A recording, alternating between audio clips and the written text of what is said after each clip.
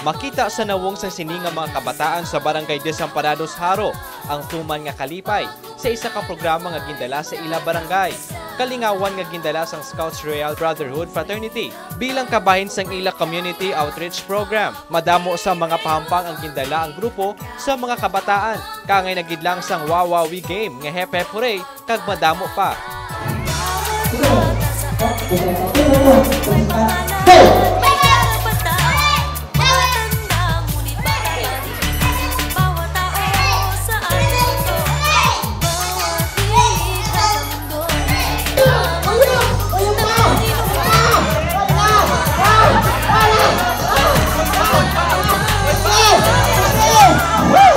Ginaano lang namon subukan sa Ayak Scouts Royal Brotherhood. This is the road nga program feeding is for all the para sa mga taga Desamparados nga mga pamuluyo. Pagkatapos ang sinadya sa mga hinampang, isa naman ka feeding ang ginpatigayon. Madamo ang mga nakabenepisyo sa sininga programa nga nagatuyo nga mabuligan ang mga kabataan. Ilabi na nga mapaganagan ang malnutrisyon sa natungdan nga barangay. Malain ang image ang fraternity sa pagpananawan and perception sa mga tao.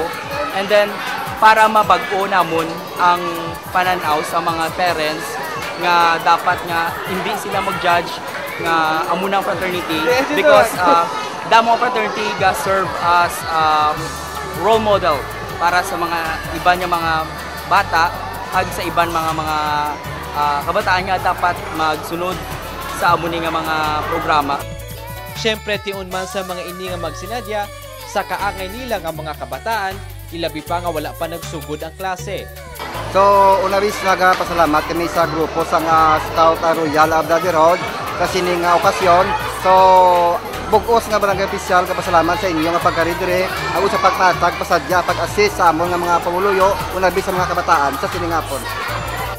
Ang kaangay sininga hilikoton sang SRB ang ginakabig dako ng abulig, hindi lamang sa kada individual, kundi sa bugos man nga komunidad. Kag dapat nga mabalaan nila kung ano ang tutuod sa kalibutan sa fraternity. Kag being a fratman, I am proud to say nga makabulig, mas dami kung makabulig ka kaysa ikaw mabuligan. Thank you. Salamat sa SRB. Salamat sa SRB. Ini si Kenneth John Lediguhon, nagapati nga kada Ilonggo, Sika.